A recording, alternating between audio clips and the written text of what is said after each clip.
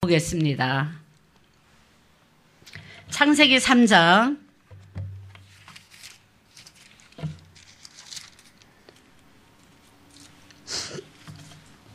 창세기 3장 17절에서 21절에 있는 말씀을 보도록 하겠습니다.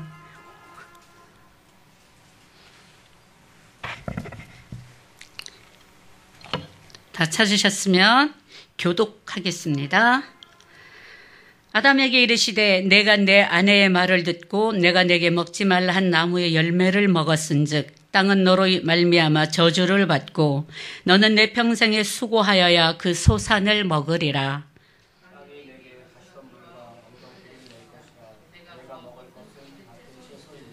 내가 흙으로 돌아갈 때까지 얼굴에 땀을 흘려야 먹을 것을 먹으리니 내가 그곳에서 취함을 입었음이라. 너는 흙이니 흙으로 돌아갈 것이니라 하시니라.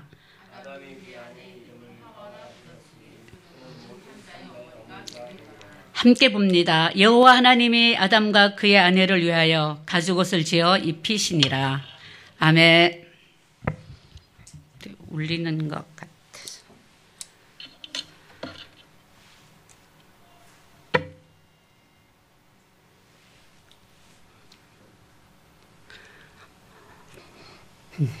우리가 신앙을 가지고 하나님을 바라보면서 이제 믿음의 삶을 살아가는 동안에 우리들 안에 고착되어진, 굳어진 어떤 사고와 생각들이 있습니다. 그것은 우리에게 뿐만이 아니라 이제 대대로 구약 전체를 흐르는 사상도 동일하고요. 지금 한국교회 안에 세계 기독교 안에 똑같은 생각이라는 똑같은 어떤 그 사고가 있는데 그게 뭐냐 하면 우리가 하나님 안에서 잘하면 말씀을 잘 듣고 순종하며 복을 받고 우리가 어려움을 겪거나 고난을 당하는 것은 우리가 하나님께 뭔가 잘못했기 때문에 불순종했기 때문에 와진 거라는 그 결과로 우리가 고난을 받는다라는 생각을 구약성서 전체를 관통하고 있고 지금 우리에게도 신약은 그렇지 않은데 구약성서 전체는 그것을 관통하고 있고 그리고 묘하게도 그것이 지금도 우리에게 남아 있습니다. 근데 그것은 역사적으로 고찰을 해보면 이렇게 어려운 말은 아니더라도 사실은 신명기적 사관이거든요. 이스라엘 민족이 586년에 패망을 하고 바벨론에게 잡혀갑니다. 근데 이스라엘 민족들이 도저히 상상할 수 없었던 일이 뭐냐 하면 하나님의 선민인 우리가 어떻게 남의 나라의 노예가 될 수 있나? 불가사의한 일이었습니다. 우리만을 선택하셨고 우리만 복 주신다고 약속해놓고 어떻게 우리가 다른 나라의 노예로 나라가 전체적으로 멸망하고 흔적도 찾아볼 수 없이 되었고 우리는 강대국 바벨론의 포로가 됐다라고 하는 것에 도저히 이해할 수도 받아들일 수 없어서 이것이 어디서부터 연유된 것인가 하면서 찾아 들어가다가 우리가 말씀대로 살지 않았구나 하는 게 도달하게 되고 그때서부터 이스라엘 민족에게는 신명기적 역사관이 생깁니다. 오직 말씀을 듣는 사람만 복받고 듣지 않으면 이제 하나님께 저주를 받아서 혼난다라는 게 벌 받는다라는 생각을 갖고 있습니다. 그 신명기적 사관 안에서 쓰여진 성경들이 열왕기상하, 역대기상하, 사무엘상하, 그 시편 이전의 모든 성경이 신명기적 역사관이라고 보시면 됩니다. 우리가 잘 아는 대로 역대기 상하에는 그래서 남왕국 유다 이야기만 있지 북왕국 이스라엘 이야기는 없습니다. 열왕기 상하는 남왕국 북왕국 이야기가 다 들어있지만 역대 상하에는 북왕국 이스라엘 얘기는 없습니다. 거기는 아예 언급조차 하지 않는 그러면서 하나님의 말씀을 잘 듣는 그래서 그걸 또 공리주의라는 말도 합니다. 공을 세웠을 때 복을 받고 공을 세우지 못하면 하나님께 징계를 받는다. 이게 이스라엘 민족이 가지고 있었던 사상이었고요. 유대교의 사상이기도 하고 근데 그게 지금 한국교회도 동일하게 있다는 거죠. 좀 잘못되면 주일날 교회 가지 않아서 그런가? 11조를 안 했더니 이렇게 혼이 나는가? 라고 하는 생각도 우리 안에 있습니다. 그런데요. 성경을 보면 신약에서는 사실은 그런 이야기는 없습니다. 우리가 구약과 신약을 이렇게 똑같이 놓고 보지만 구약과 신약을 어떻게 이해를 해야 되느냐 하면 구약이라고 하는 성경은 어린아이였을 적에 하나님이 주신 말씀이에요. 신약은요, 성숙한 어른에게 주었다라고 보시면 돼요. 구약을 통해서 이스라엘 민족을 훈련시키시고 말씀하셔서 이제 이만큼 됐거나 했을 때 신약이라고 하는 게 등장하고 예수 그리스도의 사건이 생겨납니다. 그럼 구약은 한 대 맞으면 너도 가서 한 대 때려, 이런 이야기가 있습니다. 신약에는 그런 이야기 없습니다. 너 오른뺨 맞았니? 왼뺨 돌려대. 이게 신약입니다. 이만큼 성숙한 거죠. 어렸을 때는 사탕을 줘야 합니다. 너 공부 잘하면 내가 사탕 줄게. 너 시험 잘 보고 오면 맛있는 거 사줄게. 그게 구약입니다. 근데 신약에는 이제 공부 잘했으니까 너 시험 잘 봤으니까 사탕 줄게 하는 이야기는 없습니다. 성숙한 우리들에게는 어떤 일들이 부여되냐. 이제는 네가 이만큼 성숙했으니까 예수님처럼 고난 받을 각오를 하고 예수를 믿어야 된다라고 말씀하시고 하나님의 아들 예수님도 오셔서 이 땅에서 고난을 받습니다. 그냥 구약은 어린아이에게 주신 말씀이라면 신약은 성숙한 어른에게. 그래서 구약도 사실은 십자가 빛 아래서 해석할 수 있어야 합니다. 구약만을 놓고 보면 안 됩니다. 구약이라고 하는 것도 십자가의 빛 아래서 볼 수 있어야 합니다. 이렇게 고난이라고 하는 거 성경이 우리에게 어떻게 말하고 있느냐, 그러면 고난을 우리가 어떻게 이해하고 받아들여야 되느냐 하는 이야기를 오늘 하려고 합니다. 오늘 성경을 보면요, 아담과 이브가 잘못했습니다. 그래서 이브에게는 해산하는 고통을 주셨고요, 아담에게는 뭐라고 말씀하시느냐 하면 내가 내 말을 듣지 않았기 때문에 저주를 받았다라는 말을 합니다. 우리는 이 말씀에 반드시 잘 지켜봐야 합니다. 이게 두렵고 이게 좀 교회에는 안 어울리는 말이 아닐까 하는, 말씀이 아닐까 하는 그런 생각 때문에 그런지 이 말씀을 잘 전하지 않는데요. 땅은 너로 말미암아 저주를 받고 너는 내 평생에 수고하여야 그 소산을 먹으리라. 사실은 우리가 살아가는 이 땅은 저주받은 땅입니다. 그걸 꼭 알아야 합니다. 근데 그 저주받은 땅에서 최선을 다해서 열심히 살아가도 땀 흘리고 노력해도 그 다음 얘기가 뭐라고 나와요? 너는 평생에 수고하여야 그 소산을 먹으리라 했는데 그 다음 절에 나오는 게 그럼에도 땅은 내게 가시덤불과 엉겅퀴를 낸다 그랬어요. 저주받은 땅은요, 100% 노력하면 100% 열매가 있는 게 아니고요, 100% 노력했는데 50%만 거둘 수도 있고 30도 되고 100을 다 잃어버릴 수도 있어요. 왜요? 저주받은 땅이어서입니다. 우리가 지금 살아가고 있는 이곳은 저주받은 땅입니다. 우리의 죄가로 인해서 그냥 곳곳에 이런 어려움도 고난도 그냥 있습니다. 그건 우리가 피해갈 수 있는 게 아닙니다. 없앨 수 있는 것도 아닙니다. 아프가니스탄이 그 너무나 엄청난 비참한 걸 어떻게 설명하실래요? 쓰나미 같은 거, 토네이도 같은 거, 너무나 많은 일들이 우리에게 있습니다. 저주받은 땅이기 때문에 생겨나는 일들입니다. 그러면 우리가 애초에 지어졌을 그 에덴 동산은 이런 것들이 없는 세상입니다. 쓰나미도 없고요, 가뭄이 없고요, 지나친 장마도 없고요. 그게 에덴 동산입니다. 그래서 이걸 가리켜 일반 어려움이라고 말합니다. 누구나 다 겪을 수 있고 결코 피해갈 수 없는, 이제 우리나라도 조금 있으면 장마철이 돌아오는데요. 그 물난리가 한 번씩 나고 나면 그 당신들이 평생을 갖고 온 그 밭을 바라보면서 그 눈물 흘리고 가슴 어떻게 할 줄 모르는 그 어르신들 많이 보잖아요. 뉴스를 통해서 보시죠. 그분들이 무슨 그렇게 큰 잘못이 있어서 당신들이 지은 모든 농사가 물에 잠기고 쌀 하나 건질 수 없을 만큼 고난을 겪는 많은 이들이 있습니다. 당장에 우리나라에 좀 있으면 또 생겨납니다. 그게 저주받은 땅이기 때문에 우리가 결코 피해갈 수 없는 일들이라고 하는 겁니다.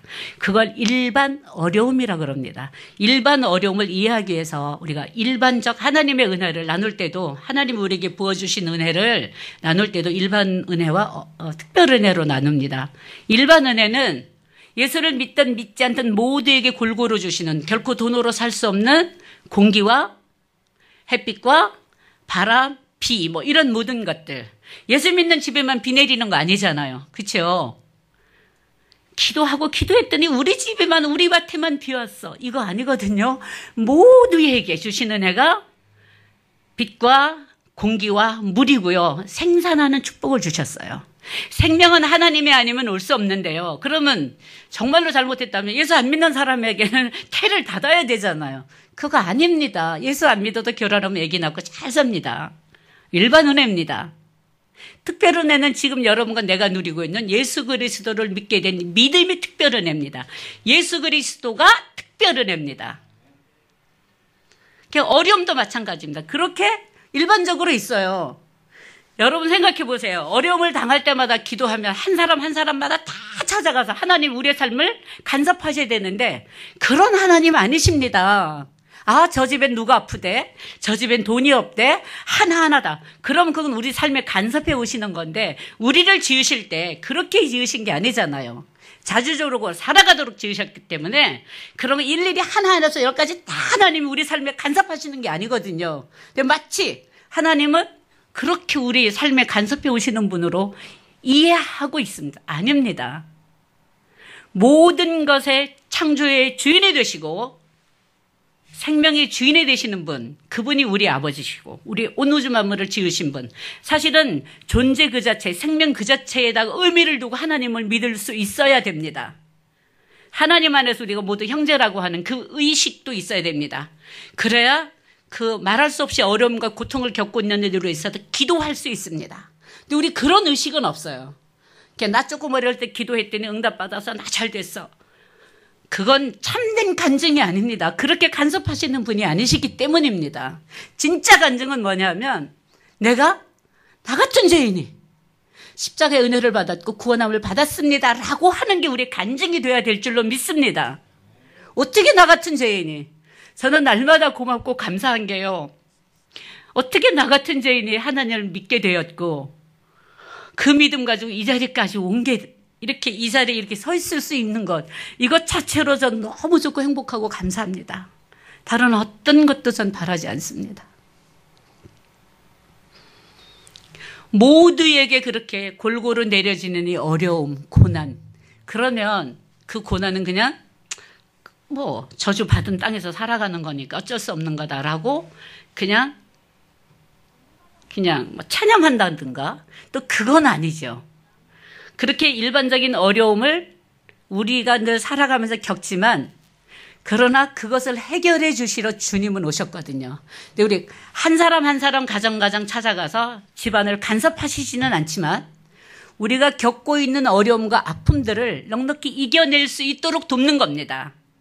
그게 주님입니다. 그것을 해결하는 게 아니라 그 어려움을, 그 아픔을, 그 눈물을 이겨낼 수 있도록 도와서 때때로 우리가 기도 너무나 많이 해도 내 상황이, 내 환경이 바뀌지 않을 때가 있습니다. 근데 어느 날 도저히 못 살 것 같았던 그 일들이 보면 내가 잘 이기고 있어요.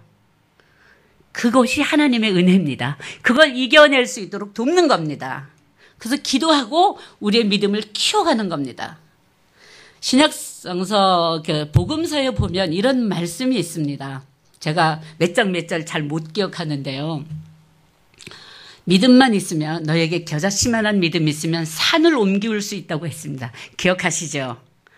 근데 산은 옮겨지지 않습니다.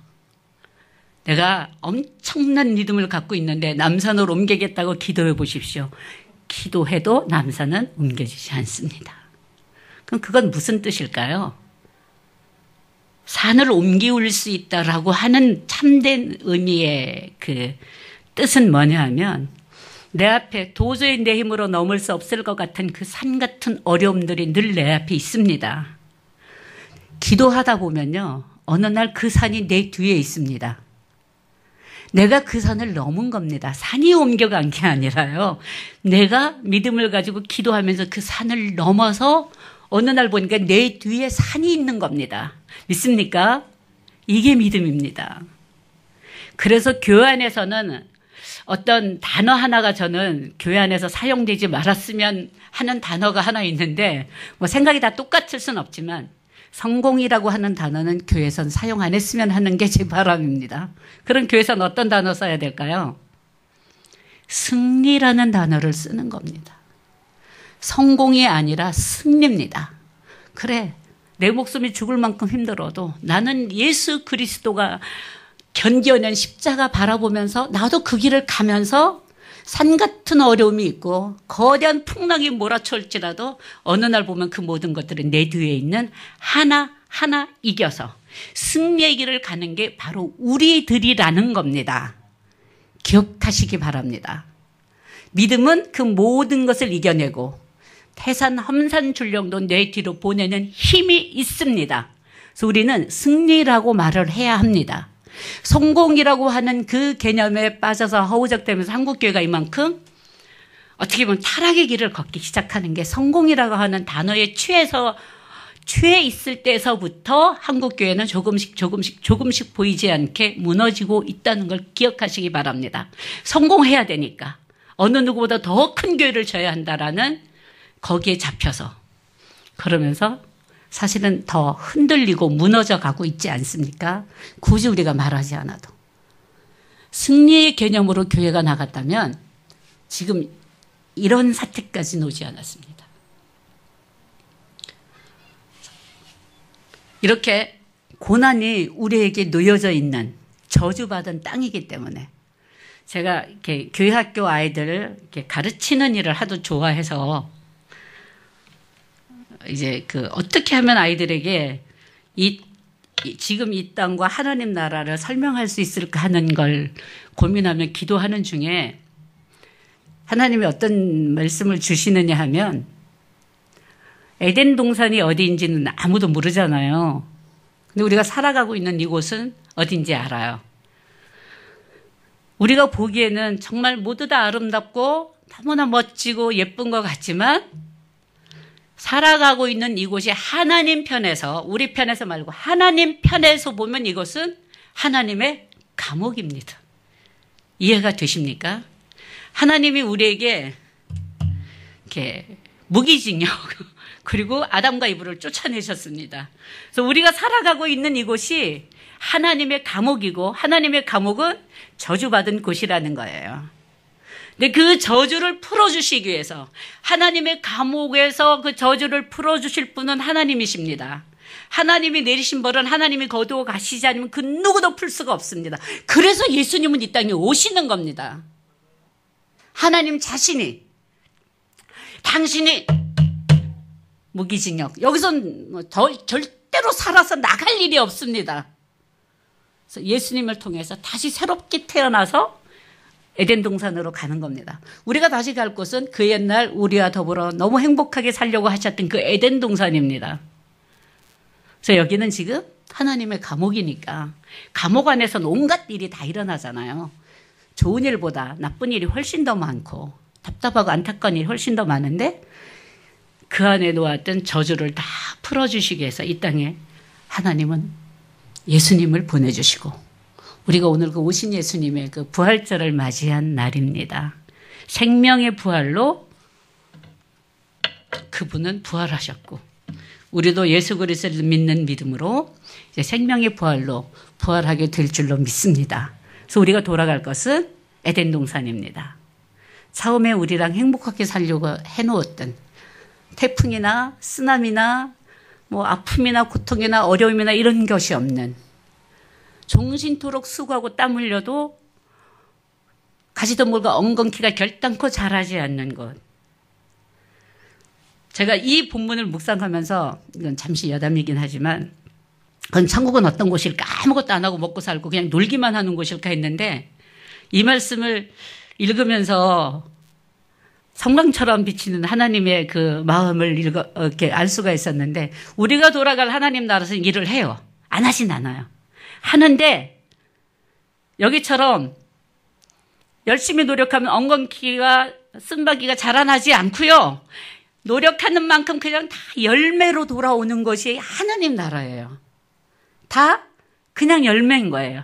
내가 가서 땀 흘리면 땀 흘린 만큼, 애쓰면 애쓴 만큼 늦은 배 이른 배를 적당하게, 장마도 없고요, 우박도 없고요, 지나친 겨울만 있고 지나친 여름만 있는 게 아니라 우리가 너무나 살기 좋고 쾌적한 그곳. 그래서 우리가 열심히 일해도 일한 만큼 그만큼의 열매를 우리에게 주시는 곳이 어디냐면 천국이죠. 거기서 아무것도 안 하고 뭐 하고 살 거예요. 예. 근데 거긴 그런 곳이라는 거죠. 그걸 알 수가 있었어요.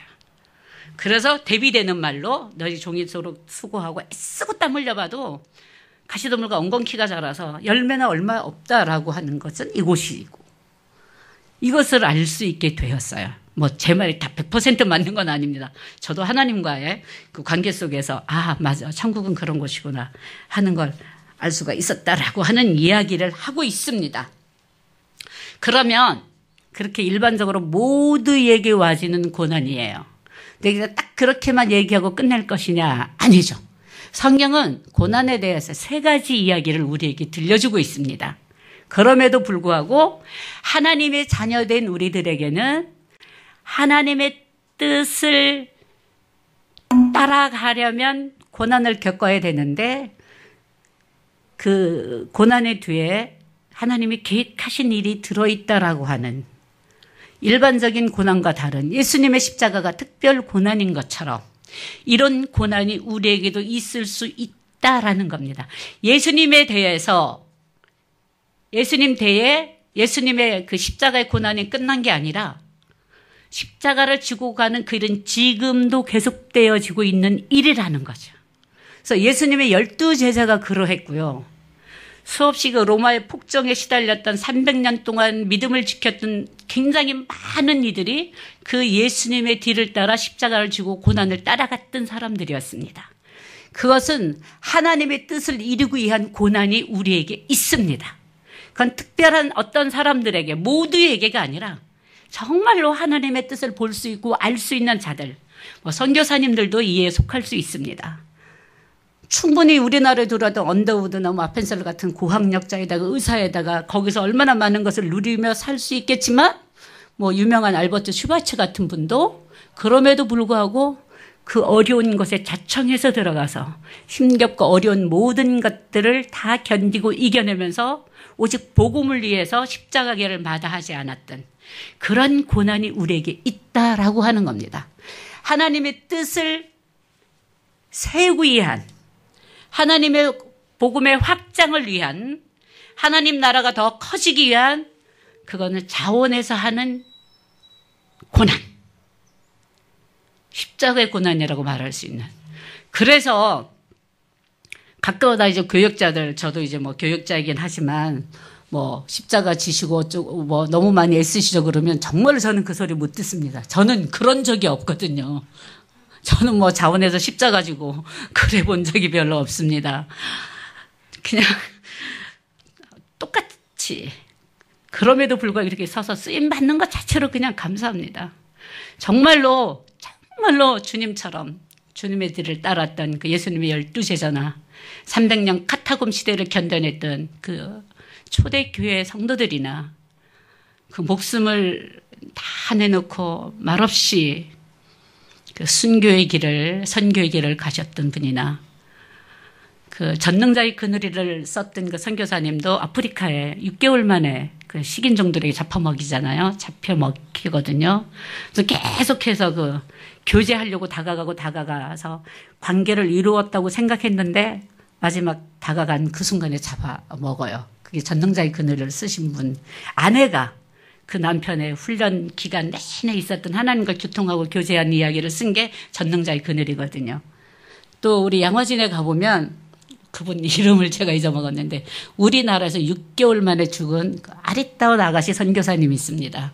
우리나라에 들어와서 풍토병 때문에 6개월 만에 돌아가시면서 뭐라고 말씀하셨냐면, 내게 하나님 또다시 생명을 주고 또다시 생명을 주셔서 1000개의 생명을 주신다 할지라도 나는 한국 땅에 와서 죽기를 원한다라는 말도 그분 묘비에 쓰여 있습니다.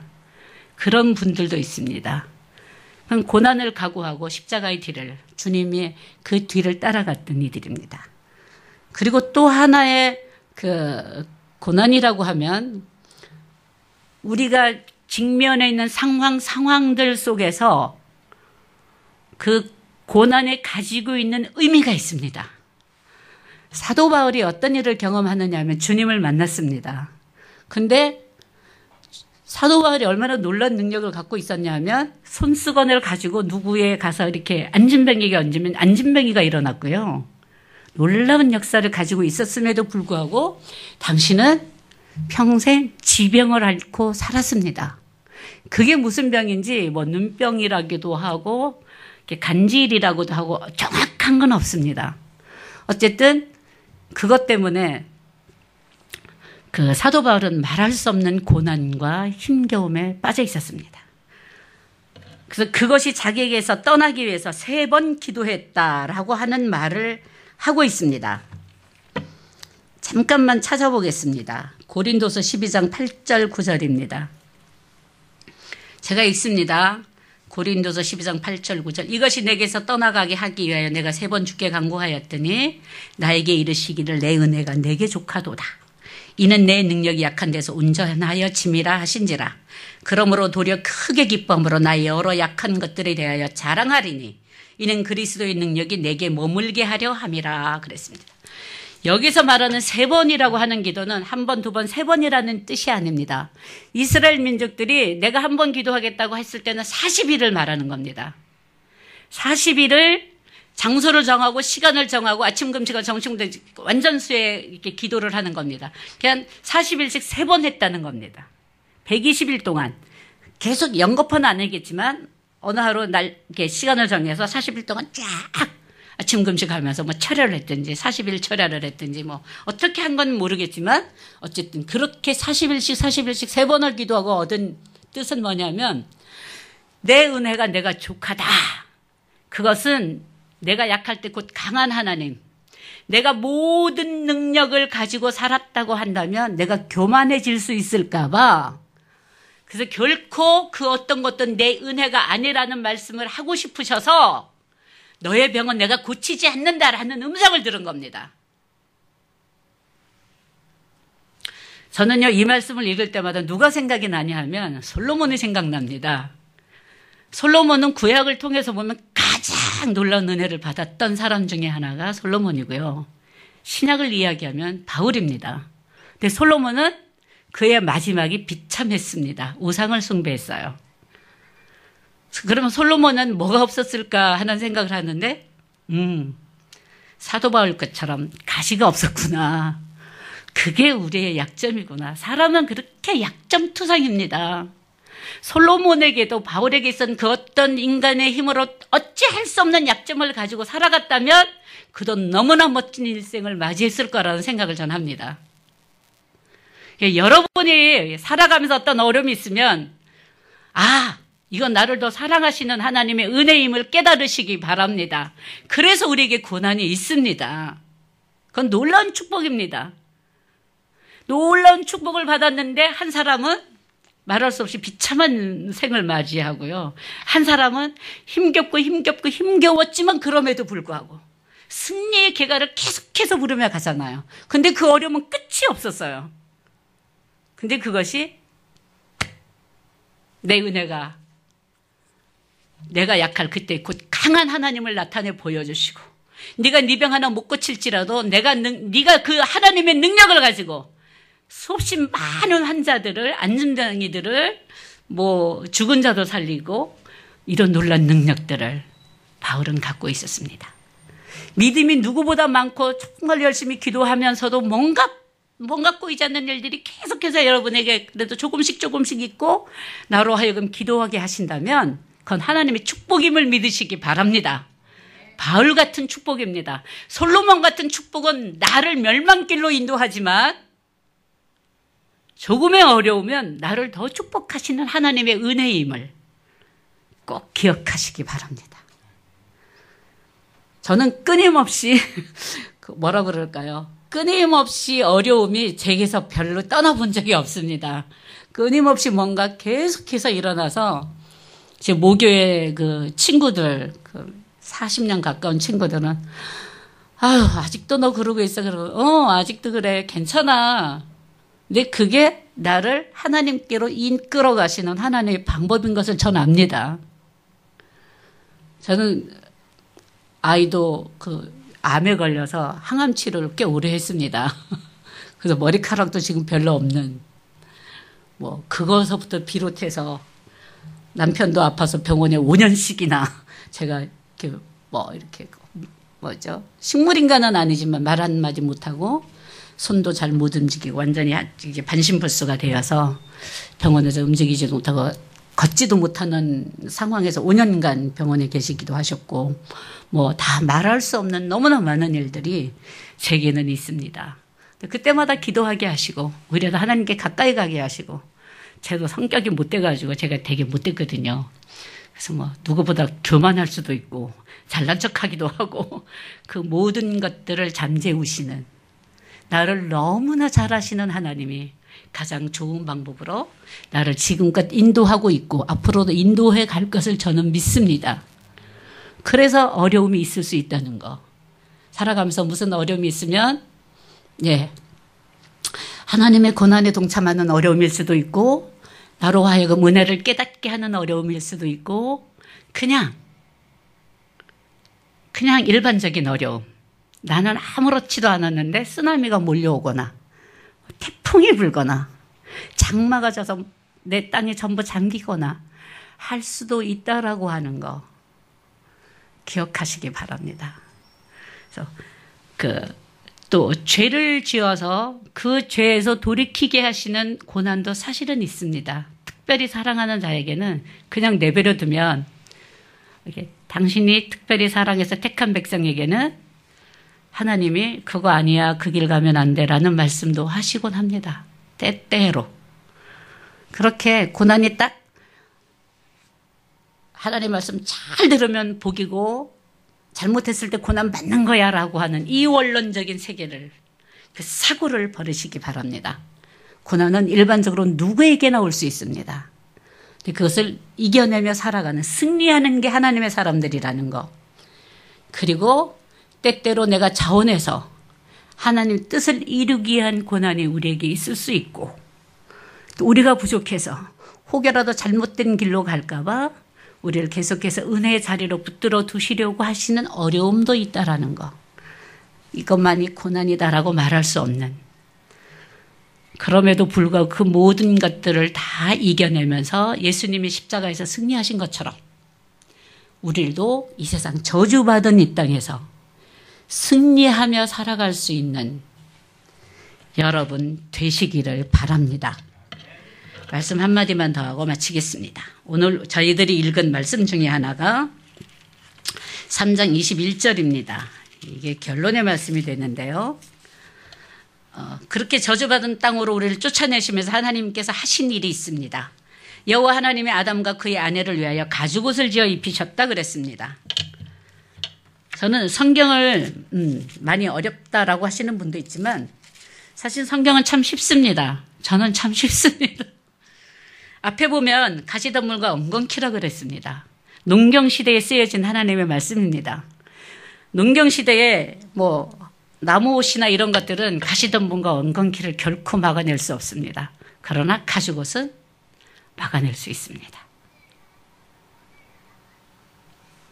하나님이 저주받은 땅에 저주를 내리고 그쪽으로 우리를 내어보내시면서 너무 마음이 아프신 거죠. 당신이 지으신 당신의 형상대로 너무나 사랑하게 아름답게 지은 우리들로 하여금 저주받은 땅에서 늘 가시덤불과 엉겅퀴가 끊임없이 자라는 그곳에서 살아갈 수밖에 없는데, 그럼 우리 모두 다 지쳐서 다 쓰러져서 아마 일어서서 나갈 사람이 없는 걸 주님은 아시니까 가죽 옷을 지어 입히셨다라는 말로 당신이 우리를 보호하시겠다, 끝까지 함께 하시겠다, 내가 너를 지키겠다라는 말이 여기에 있는 겁니다.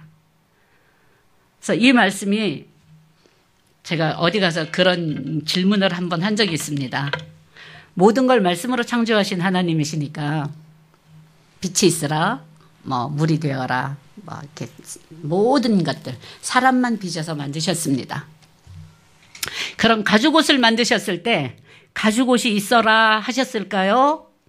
아니면 당신이 지녔던 생명 하나를 이렇게 죽게 하시고 만드셨을까요?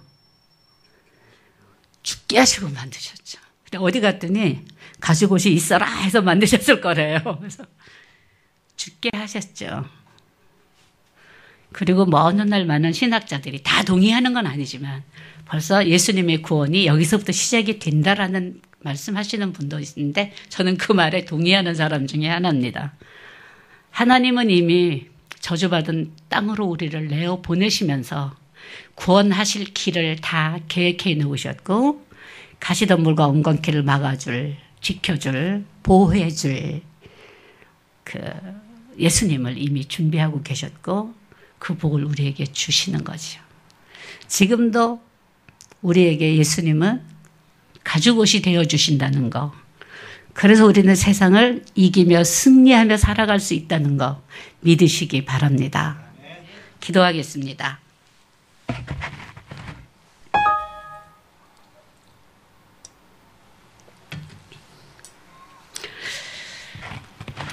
좋으신 하나님 감사합니다. 만물의 찢기 같은 저희지만 기억하시고 머리카락 하나까지 세신바되도록 사랑하시고 기억하시며 안으시고 어여삐 여기시는 그 은혜에 감사함을 드립니다.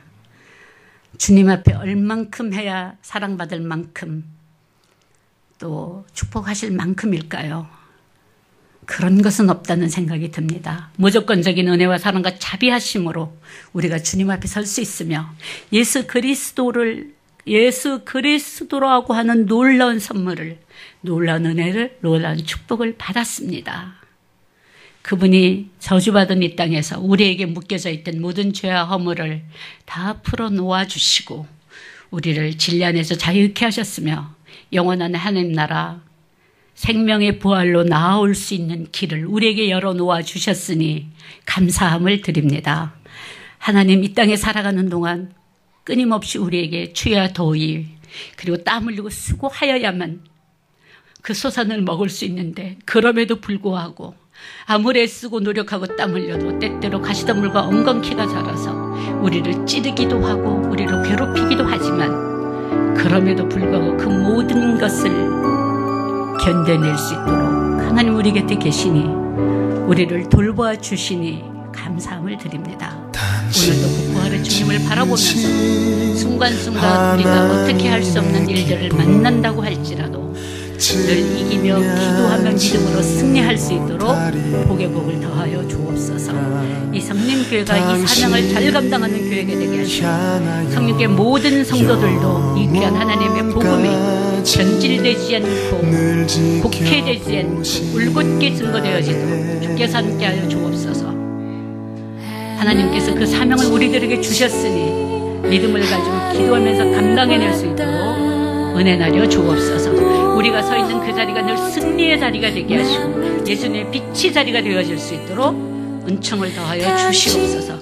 때로 힘겹고 어려울지라도 이 고난을 넉넉히 이겨낼 수 있도록 하나님이 함께 하실 것을 믿으며 기도하며 나아갔더니 태산보다 더 어려운 산도 어느 순간 내 뒤에 있음을 우리가 보게 하여 주옵소서. 폭풍이는 파도도 건넜음을 깨닫게 하여 주옵소서.